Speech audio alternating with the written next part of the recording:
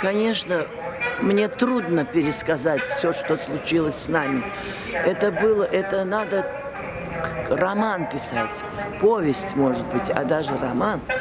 Я хочу сказать, что уже мне было тогда 12 лет, а мне сейчас 85, и я не видела, не думала, что после 2014 года, февраля месяца, что мой народ будет переносить такие тяжбы, неожиданные,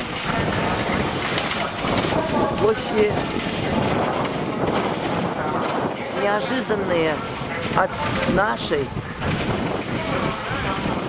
этой теперешней власти. Люди не имеют возможности выйти на площадь. Их забирают. В домах не имеют права держать какую-то литературу.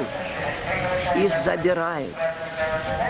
Наши мечети, джамы, тоже нападают.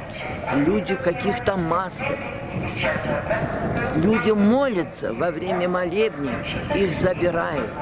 Это неимоверно, это нетерпимо. Такого я никогда и во сне не могла увидеть. Я прожила свой век, очень много историй видела. Я человек эпохальный. Я уже 3 эпохи прожила, можно считать. Но я сегодня согласна